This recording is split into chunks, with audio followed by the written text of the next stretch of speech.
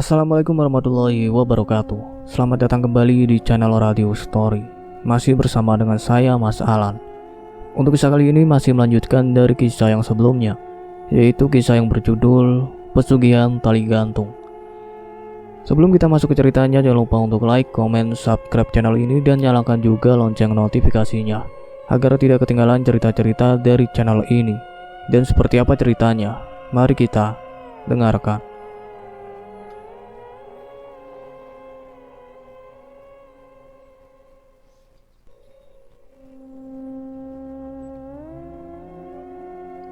Dengan cepat aku menyantap sepiring nasi goreng karena terlalu penasaran dengan cerita Mbak Cici. Buru-buru amat, Bal, tegur Mbak Cici. Penasaran, Mbak, sautku, lalu meminum segelas air. Kenapa penasaran banget sih? Soalnya saya pengen tahu alasan dia ngikutin saya. Siapa tahu ada titik terang dari cerita Mbak. Ngikutin kamu gimana? Aku menceritakan kejadian kemarin. Sementara Mbak Cici fokus menyimak sambil menghabiskan makanannya. Apa kamu ada salah sama dia? Tanyanya setelah aku selesai bercerita. Kayaknya sih gak ada, Mbak. Semalam sebelum dia meninggal aja masih ngobrol sama makan bareng. Atau jangan-jangan dia ada rasa sama kamu? Rasa apa? Udah gede masih pura-pura polos. Maksudnya Riana suka sama saya? Mbak Cici mengangguk sambil tersenyum. Bercanda, Bal. Mbak juga bingung sama maksud Riana minta tolong lepasin tali di lehernya. Apa mungkin pas jenazahnya dibawa talinya lupa dilepasin? Enggak, Bal. Kamu lihat sendiri kan, foto yang di-share anak-anak kos gak ada talinya. Oh iya juga. Terus kenapa dong? Mbak juga gak tahu, Bal. Aku melirik makanan Mbak Cici yang sudah habis. Kalau gitu lanjutin cerita tadi, pintaku. Tadi sampai mana ya? Mbak manggil Riana. Oh iya, tuh. Setiap ingat itu masih merinding terus, Bal. Mbak Cici pun bercerita, pada saat ia memanggil Riana, terdengar suara orang menyaut dari dalam. Mbak yakin itu suara Riana, Bal. Tapi pas Mbak minta bukain pintu, dia nggak nyaut lagi. Berarti yang nyaut itu setan dong. Mbak Cici mengangguk, kemudian melanjutkan ceritanya. Mbak coba panggil Riana lagi, tetap nggak ada balasan. Mbak Cici pun khawatir kalau terjadi sesuatu pada Riana. Kemudian ia melapor pada penjaga kos, Pak Karta. Penjaga kos coba memanggil Riana, tapi masih tak ada jawaban. Hingga akhirnya ia terpaksa membuka pintu kamar Riana dengan kunci cadangan. Waktu pintu terbuka, bau banget, anyir campur bau kotoran gitu. Kamarnya juga gelap, jadi gak kelihatan apa-apa, ucap Mbak Cici. Pak Karta menyalakan lampu kamar Riana. Terlihat kamar yang begitu berantakan, namun tak terlihat siapa-siapa di dalam. Ia pun berjalan ke kamar mandi dan tubuh Riana udah terkandung di sana. Dari mulut, hidung sama telinganya keluar darah. Terus ada banyak kotoran di lantai kamar mandi, ucap Mbak Cici. Mbak langsung lemes, shock banget. Kenapa Riana bisa ngelakuin itu? Padahal selama seminggu terakhir ini dia sering curhat sama Mbak, imbuhnya. Curhat masalah apa, Mbak? Tanya aku penasaran. Masalah penelitiannya, dia gak cerita sama kamu. Aku menggelengkan kepala. Penelitiannya gagal total, jadi nggak ada data yang bisa diambil. Terus dosennya minta dilakuin penelitian ulang. Nah, dia pusing banget. Harus perpanjang semester sekaligus keluarin uang lagi buat penelitian. Jelas Mbak Cici. Apa mungkin itu pemicunya? Bisa jadi, Mbak juga menduga ke sana. Tapi saya masih penasaran sama alasan dia gentayangan terus minta lepasin tali di lehernya. Kamu mesti tanya Pak Karta, dia yang ngurus jenazahnya Riana. Kapan-kapan deh, Mbak. Sekarang lagi ribet banget, banyak tugas. Ditambah masalah beginian. Iya, mending fokus sama tugas kuliah aja. Masalah Riana jangan terlalu dipikirin. Pengennya sih begitu mbak, tapi dia datang mulu. Banyak-banyak berdoa aja, semoga Riana bisa segera tenang. Iya mbak. Malam ini aku memang tidak berniat pulang ke kosan. Memilih untuk duduk di koridor kampus sambil menatap layar ponsel. Bal, panggil Petra seraya menghampiriku. Akhirnya datang juga, sautku. Ngapain lu nyuruh gua kesini? Tanyanya berdiri di hadapanku. Aku melirik tas ransel yang dibawanya. Gua boleh pinjam laptop lu gak? Ah, buat apaan? Emang laptop lu kemana? Ketinggalan di kosan. Ya elah, tinggal ambil doang, apa susahnya? Enggak, serem. Laptop gua mau dipakai Bal. Lu mau balik kosan kan? Ambil laptop gua aja. Malam ini gua nggak balik dulu, soalnya tadi kata lu ada suara-suara di kamar gua. Ya, terus gua gimana dong? Lu balik aja ke kosan, minta temenin sama siapa gitu?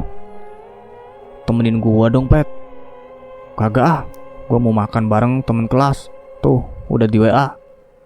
Petra menunjukkan layar ponselnya.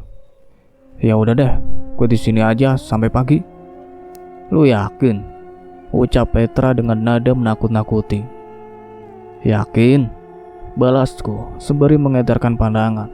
Masih banyak mahasiswa yang sedang mengerjakan tugas, rapat atau sekedar numpang wifi kampus. Oke, gue cabut dulu ya Bal. Sip. Petra pun pergi dan kini aku sendirian menatap ke arah taman kampus. Waktu berjalan begitu cepat, secepat baterai ponselku yang turun drastis. Kampus sudah mulai sepi, hanya terlihat beberapa orang yang masih bertahan, duduk sambil menatap laptopnya. Kilatan cahaya terlihat membelah awan yang gelap, diikuti suara gemuruh dan angin yang cukup kencang. Kayaknya bakal hujan, batinku seraya memikirkan apakah akan tetap bertahan di sini atau mending ke warnet aja, gumamku seraya bangkit dan berjalan menyusuri koridor. Tiba-tiba suara rintikan hujan mulai terdengar. Aku pun mempercepat langkah sambil melihat tetesan air yang mulai jatuh. Tak sadar kalau di ujung koridor sudah ada yang menungguku. Mataku terbelalak saat melihat sosok wanita bergaun putih yang tampak lusuh dan kotor. Sebuah tali tergantung di lehernya, menjuntai hingga lantai. Riana. Wajahnya tambah begitu pucat, dengan mulut menganga dan lidah menjulur. Dengan leher terkulai, ia berjalan mendekat. Rasa takut yang teramat sangat membuat tubuh ini tak dapat bergerak. Sementara itu terdengar suara lirih tapi tak begitu jelas. Riana mengulurkan tangan seperti hendak menghampaiku. Tolong Bal, ucapnya terbata saat posisinya hanya tinggal beberapa langkah dariku. Setan! Aku berteriak, lalu berlari sekencang mungkin menembus hujan. Dengan badan basah kuyup dan gemetaran, aku berdiri di depan warnet seraya mengatur napas. Beberapa orang yang sedang duduk di sana menatapku heran. Bergegas aku masuk ke dalam. Beruntung warnet ini berbentuk bilik setinggi 1,5 meter, sehingga aku tak perlu menjadi objek perhatian terus-menerus. Kuambil posisi yang agak pojok lalu menyalakan komputer. Cukup lama, aku hanya melamun sambil menatap layar monitor. Sebuah pertanyaan terbesit dalam pikiran. Kenapa Riana terus mengikutiku? Bahkan sampai ke kampus. Kenapa ia tidak meminta bantuan pada orang lain? Padahal ada banyak penghuni lain di kosan, bukan hanya aku. Ku coba menghubungi Sandi. Kebetulan kosannya tidak jauh dari warnet ini. Berharap ia memperbolehkanku untuk menginap. Namun, pesan dan teleponku tak juga dijawab. Terpaksa aku harus bertahan di sini hingga besok pagi. Tiba-tiba suara kipas angin yang ditempel di tembok menemani malam ini. Sudah puluhan video aku putar agar waktu cepat berlalu. Kulirik jam di sudut kanan monitor. Pukul 00.23. Kurang 5 jam lagi. Kusandarkan punggung ke tembok, berharap rasa lelah ini segera membawaku ke alam mimpi. Namun, baru sebentar memejamkan mata, tiba-tiba tubuh ini terasa dingin. Aku membuka mata, lalu mengedarkan pandangan. Ternyata sumbernya berasal dari kipas angin. Kipas yang tadinya berputar ke kiri dan kanan, kini berhenti tepat mengarah padaku. Haduh, kurutuku seraya bangkit, berniat untuk memutar kipas itu ke arah lain. Namun, tubuh ini langsung terpaku saat melihat ada tali yang tersangkut di kipas angin, menjuntai sampai ke bilik sebelahku. Aku melangkah perlahan, mendekati sekat triplek. Terlihat ada seseorang duduk di bilik sebelahku. Seseorang yang tidak mau aku temui sekarang. Siapa lagi kalau bukan Riana? Kepalanya menoleh cepat menatapku. Spontan aku terjungkal ke belakang hingga membentur ujung meja komputer. "Au!" ucapku pelan, berusaha menahan suara agar tidak menimbulkan keributan. "Bal," ucap Riana lirih. Buru-buru ku ambil handset, lalu memakainya, kemudian memutar video murotal Al-Quran dari YouTube, sembari menyadarkan kepala di meja komputer dan menutup mata. Dek, bangun." Penjaga warnet membangunkanku. Aku membuka mata, merasakan leher yang begitu pegal. "Iya pak," sahutku. Kulirik jam di monitor sudah pukul 5 pagi. Aku melamun sebentar, mengumpulkan nyawa yang masih tercecer. Kusentuh dahi dengan punggung tangan, panas. Saat akan berdiri, kepala pun terasa pusing. Aku berjalan ke arah meja penjaga warnet, tanpa melirik sedikit pun ke bilik sebelah. "Jadi berapa mas?" tanya aku dengan suara agak serak. 30.000, balas penjaga warnet. Ku ambil uang pecahan 50.000 di dompet, lalu menyerahkan padanya. Setelah mengambil uang kembalian, aku pun melangkah ke arah pintu. Udara pagi yang begitu dingin menerpa tubuhku, sukses membuat tubuh ini menggigil hebat. Aku berjalan menembus dinginnya udara subuh, menuju kosan Sandi. Gerbang kosannya masih tertutup. Beruntung ada teman kosnya yang mengizinkanku masuk. Aku melangkah menuju kamar Sandi. Pintunya terbuka. Bergegas aku masuk, tapi ia tidak ada di dalam. "Astagfirullah!" teriak Sandi saat melihatku sedang duduk di kamarnya. "Dari mana lu? Masuk!" "Pintu," sautku singkat. Tunggu, ini beneran Iqbal kan?" tanyanya sembari mengamatiku. "Iya." "Pucet banget muka lu. Lagi gak enak badan San. Lu gua teleponin dari semalam kagak diangkat. Males bal, ntar lu numpang tidur di sini lagi. Oke lah kalau sendiri. Lah, bawa-bawa begituan. Hari ini gua boleh numpang tidur di sini gak San?" "Jangan ah, ntar dia datang lagi." Aku menarik tangan Sandi, lalu ditempelkan ke dahi. "Tuh, badan gue panas banget. Masa lu tega suruh gue balik?" "Bukan gitu bal. Kalau lu tidur di sini, ntar gue juga bisa ikutan sakit. Tapi pagi ini lu boleh tidur di sini. Ntar sore atau malam gue anterin balik." Padahal gue butuhnya pas malam. "Lu pastiin dulu dia nggak ngikut, baru gue izinin nginep di sini." Teganya. "Dah, mending lu istirahat dulu sana." Sandi mengambil tas kecil di atas meja. "Lu mau kemana?" "Beli sarapan. Gue nitip dong, belum makan juga nih." "Mau makan apa?" "Bubur." "Oke." Aku berbaring di atas kasur sambil menunggu Sandi. Sekitar 15 menit kemudian, ia kembali ke kosan, membawa sarapan pesananku. "Sebenarnya lu bisa sampai begini tuh masih gara-gara dia?" tanya Sandi saat di sela-sela mengunyah makanan. Aku mengangguk. Dia ngejar gua sampai kampus. Lu beneran gak ada masalah sama dia kan?" Aku menggelengkan kepala. "Gak ada San. Biasanya orang yang diteror itu punya hubungan sama kematian dia. Gak juga. Gue gak punya hubungan apa-apa sama Riana."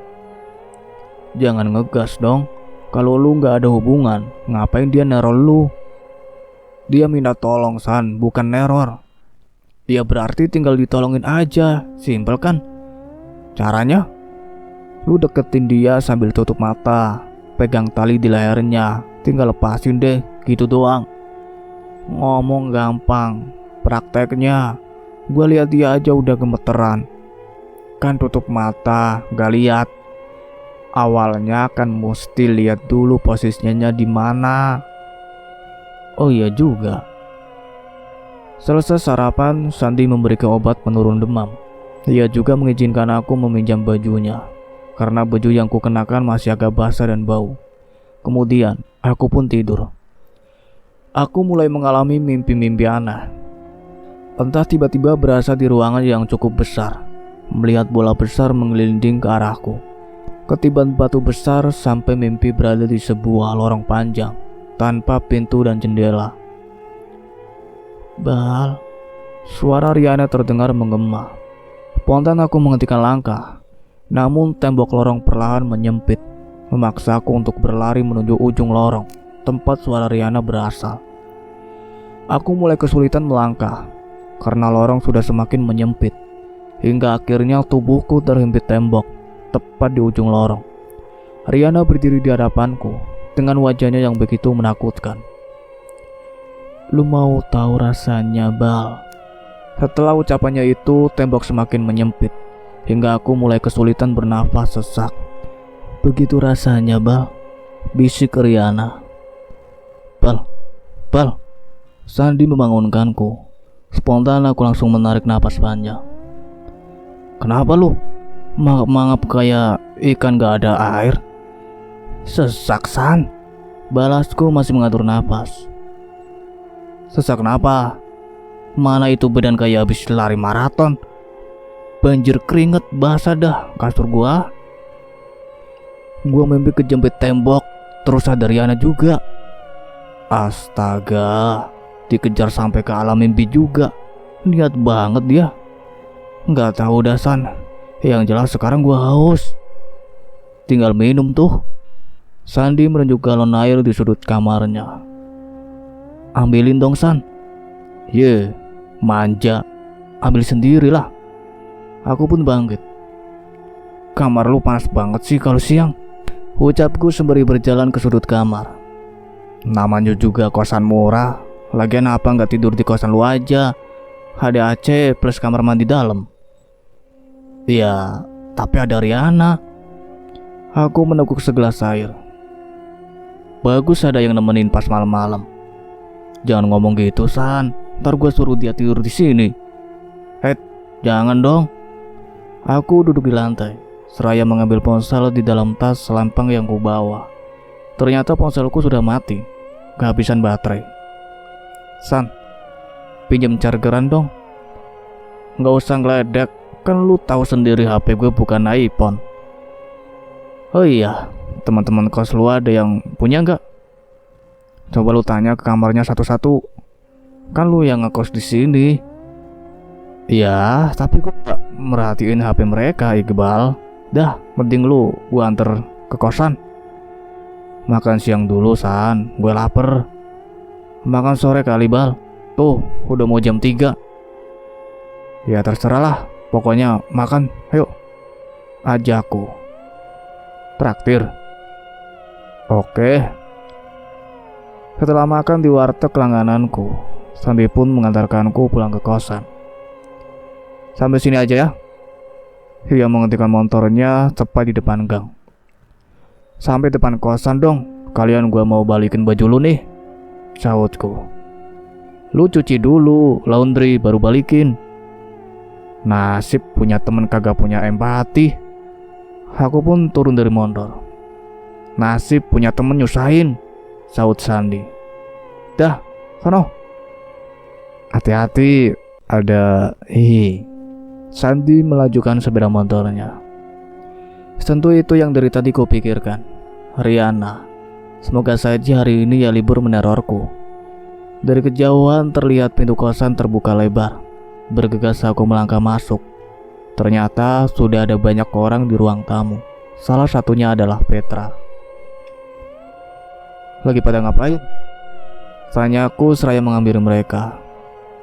Diskusi, Bal. sahut Petra. Diskusi masalah apaan? Petra mengarahkan telunjuknya ke atas. Sudah pasti ini masalah Riana. Aku pun ikut berdiskusi dengan mereka. Rencananya kita mau manggil Ustadz plus undang warga buat pengajian, ngedoain Riana biar dia gak berkeliaran terus di kosan, ucap Amira, salah satu penghuni lantai atas. Emang lu diteror juga? Tanya aku. Iya, hampir semua penghuni sini diteror. Apalagi semalam Mbak Cici kecelakaan, sahut Daniar. Kecelakaan? Kapan? Aku terkejut mendengarnya, padahal semalam baru saja mengobrol dengannya. Semalam sekitar jam 9-an, Mbak Cici lagi boncengan motor sama temennya di kampus. Terus tiba-tiba pas belokan deket fakultas manajemen, ada cewek nyebrang, mirip banget sama Riana. Temen Mbak Cici kaget, terus banting setir sampai nabrak pohon. Jelas Daniar. Ya Allah, baru semalam gue ngobrol berdua sama Mbak Cici, tapi Mbak Cici gak kenapa-napa kan? Sahutku. Gak apa-apa, cuma ada luka dikit, balas Daniar. Lu ngobrolin apa sama Mbak Cici? Tanya Petra penasaran. Si entuh, balasku sambil melirik ke atas.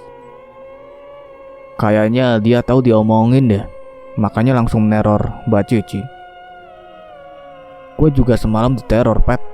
Dicegat di koridor kampus. Wah, semakin menjadi-jadi, mesti buru-buru diberesin. Iya, sebelum penghuni atas pindah semua, sahut Amira.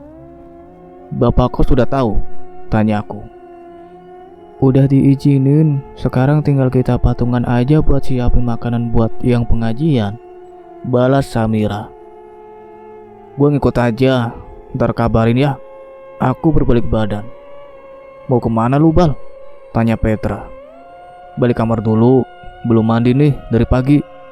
Aku berjalan menuju kamar. Kunyalakan lampu kamar, sembari mengedarkan pandangan. Kamar masih terlihat rapi. Kemudian berjalan ke kamar mandi. Selesai mandi, aku duduk di meja belajar dan menyalakan laptop. Tak lama Petra masuk ke dalam kamar. Gimana, Pet? Tanya aku. Lu gak baca WA? Sahutnya.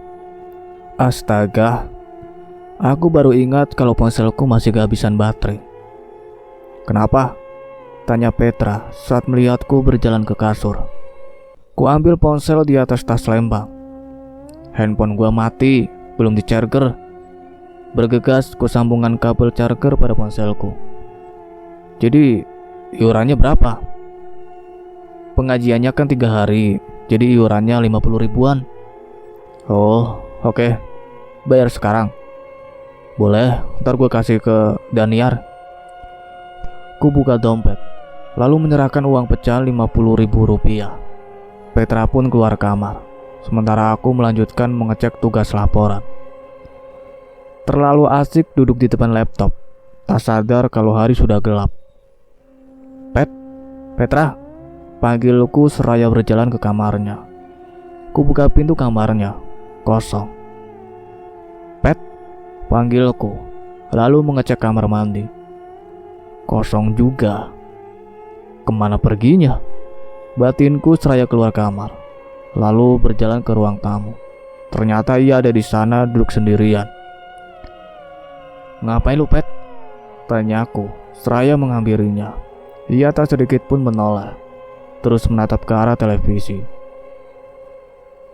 Woi, ngapain lu liatin TV mati?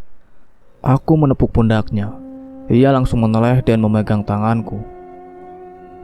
Apaan sih? Aku berusaha melepaskannya, namun genggamannya begitu kuat. Pet, sadar woi. Aku menduga kalau Petra sedang kesurupan. Ia menarik tanganku mendekati wajahnya, lalu menjelati punggung tanganku. Tolong! Aku berteriak meminta tolong. Tak lama terdengar suara langkah mendekat. Aku menoleh. Terlihat Petra dan Supri berdiri mematung, menatapku dengan wajah ketakutan. Loh, perlahan aku melirik ke belakang. Bal, Riana mendelik. Lidahnya yang menjulur itu terus menjilati punggung tanganku. Seketika itu tubuhku lemas, lalu tak sadarkan diri. Tercium aroma minyak kayu putih, diikuti rasa panas di sekitar hidung. Kesadaranku berangsur pulih, lalu membuka mata. "Bal, lu gak apa-apa?" tanya Supri. "Gua di mana? Sepertinya ini bukan kamarku ataupun Petra." "Di kamar Supri," saut Petra. Tidak hanya Supri dan Petra, di kamar ada juga Mas Ilham dan Farel. "Kan kemarin gue udah bilang, hati-hati ketemu yang nyamar." Kejadian," ucap Mas Ilham. "Minum dulu, Bal." Supri memberiku segelas air. "Gue juga sempat kena, tapi gak separah lu," himbuhnya. Supri sedikit beruntung, Riana menyamar jadi Mbak Cici saat siang hari. Waktu itu gue lagi mau ambil minuman di kulkas. Ketemu Mbak Cici lagi berdiri di depan kompor. Dipanggil diem aja. Gue perhatiin kompor juga gak nyala. Gue positif thinking aja, mungkin Mbak Cici lagi males ngobrol. Jadi habis ambil minuman, gue langsung balik ke kamar. Pas di kamar, gue cek grup WA. Ternyata Mbak Cici lagi gak ada di kosan, ucap Supri. Aku hanya diam saja, tak merespon cerita Supri. Masih shock dengan kejadian tadi. "Bal." Petra melambaikan tangan di depan wajahku. "Itu tangan lu sakit gak?" tanyanya sambil menatap tangan kiriku yang tadi dijilati oleh Riana. Aku melihat punggung tangan. Terlihat ada bekas luka lembab warna biru. Ku coba menekannya. Ternyata tidak terasa sakit sama sekali. "Gak sakit, Pet," sahutku. "Bener kata orang tua dulu, kalau pas bangun tidur tiba-tiba ada luka lembab, berarti habis dijilatin setan," ucap Farel. Itu kebetulan doang kali, Rel," sahut Mas Ilham. "Saya sama Supri lihat sendiri kok. Riana lagi jilat-jilatin tangan Iqbal, beneran kan, Bal?" timpal Petra. Aku mengangguk. "Ya udah, lain kali hati-hati. Kalau dirasa mencurigakan jangan dideketin." Mas Ilham pamit, kembali ke kamarnya disusul Farel. "Terus sekarang kita ngapain?" tanya Supri. "Mending kabur ke kampus yuk," usul Petra. "Gimana, Bal? Lu diem aja dari tadi," himbuhnya. "Percuma, Pet. Dia bakal terus ngejar gua, mau sembunyinya dimanapun," sahutku. "Gimana kalau ke masjid kampus saja?" usul Supri.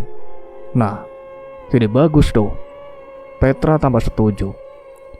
"Lu berdua mau nemenin gua?" tanyaku. "Boleh," sahut keduanya kompak. "Lagian, gua takut juga malam ini tidur di kosan," himbu Supri. "Bener, apalagi habis ngeliat kejadian tadi. Gue masih merinding banget, serem banget," timpal Petra. "Yuk, siap-siap."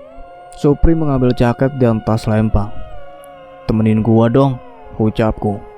Supri dan Petra menemaniku ke kamar. Setelah itu kami pergi ke kamar Petra dan menuju kampus. "Lu jalannya lambat amat, Pet," tegurku. "Kekenyangan gua, Bal," sahutnya. "Lagian tadi makan banyak banget sih. Kan di dekat masjid gak ada yang jual makanan." Kami berjalan menyusuri jalan utama kampus, ditemani lampu jalan berwarna kuning. "Pet, lu gak diomelin tidur di masjid?" tanya Supri. "Santai aja, soalnya kondisi darurat," sahut Petra. Aku baru ingat kalau ia bukan muslim. "Boleh kan, Bal?" tanyanya. "Boleh, kayaknya," sahutku. Di hadapan kami sudah ada danau kampus. "Mau ngeliling apa lewat danau?" tanya Supri yang berjalan paling depan. Sebenarnya lebih dekat melewati danau dibandingkan harus memutar melewati gedung Fakultas Ekonomi. Namun perasaan ini mengatakan untuk mengambil jalan memutar. "Lewat Fakultas Ekonomi aja," sahutku. "Setuju gua. Setidaknya lewat sana lebih terang dibanding lewat pinggir danau. Kalau tiba-tiba ada si nganu bisa bahaya," timbal Petra. Oke.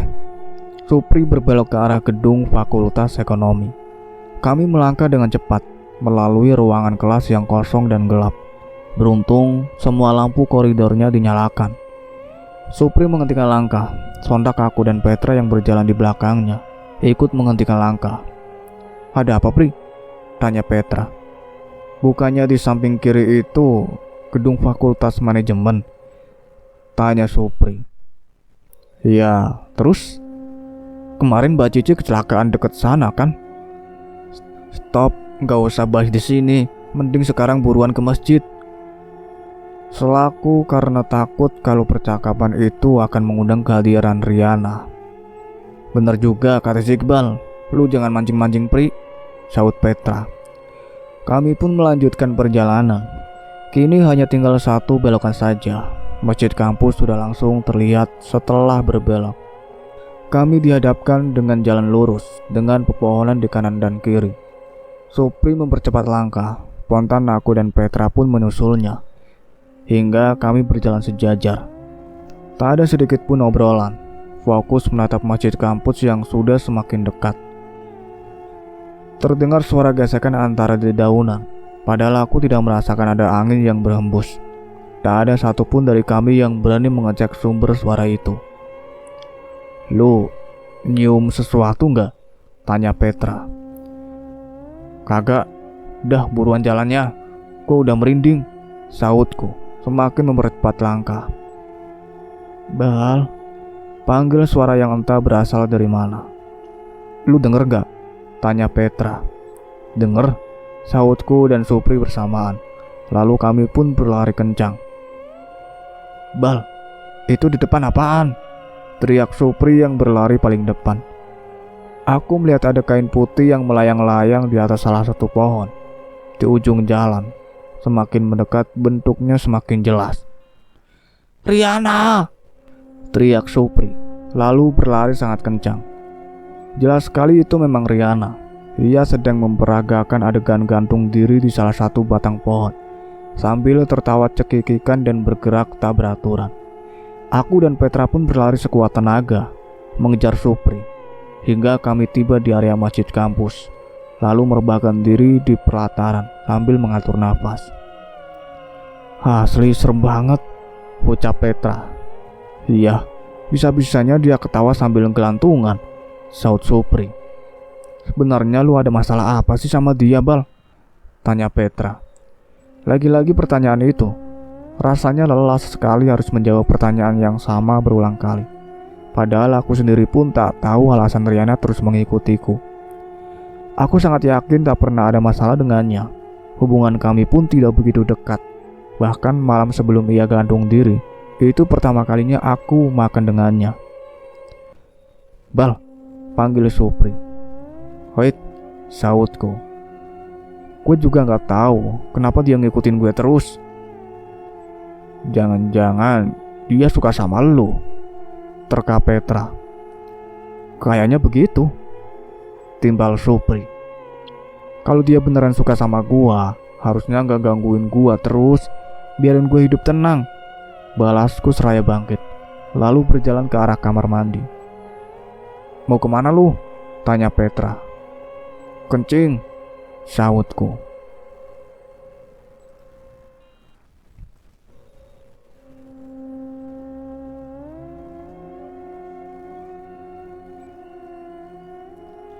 Cukup sekian ceritanya sampai di sini, nantikan kelanjutan ceritanya. Saya akhiri, wassalamualaikum warahmatullahi wabarakatuh.